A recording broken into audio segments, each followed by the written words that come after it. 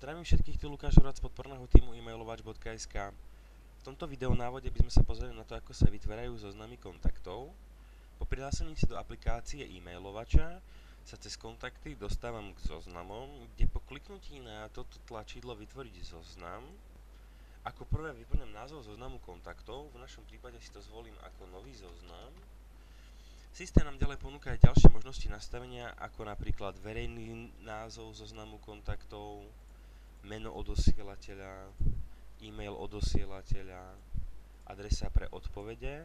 Čo sa týka kategórie, v tomto prípade chcem, aby môj nový zoznam patril do novej kategórie. Ak však už mám nejaké kategórie predefinované, viem tento zoznam priradiť k niektorej z nich. Ako som však spomínal, my si vytvárame úplne novú kategóriu, aby sme videli, že nám tento zoznam priradí k nej. Ďalej si viem vložiť podpis vlastníka cez HTML kód či rôznu poznámku alebo vlastné pole. Pri tomto prvom zozname však vlastné pole vkladať nebudem. Ak som si skontroloval všetky údaje a všetko sedí, môžem si zoznam vytvoriť kliknutím na toto tlačidlo vytvoriť zoznam kontaktov, kde na systém upozorní, že zoznam kontaktov bol vytvorený, tak si to poďme overiť a vidíme, že v novej kategórii existuje môj nový zoznam. Fajn, takže teraz poďme si vytvoriť nový zoznam už aj s vlastným poľom. Nazvime si tento zoznam ako najnovší.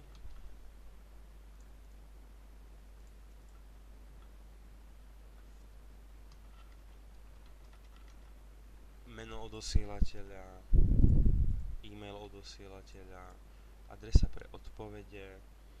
Kategóriu už nezadávam novú, ale vyberám z už existujúcej, a to z novej kategórie. A vytváram si vlastné pole. Typ poľa si môžeme vybrať z nasledujúcich možností. Ja si vyberiem napríklad výber zo zoznamu. Názov vlastného poľa bude napríklad máte radi kávu.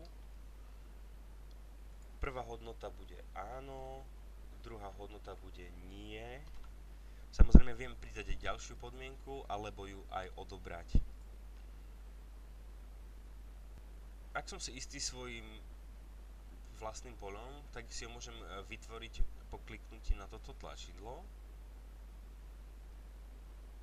A vidím, že zobrazené vlastné polia, medzi nimi sa nachádza už aj to moje, ktoré som si práve vytvoril.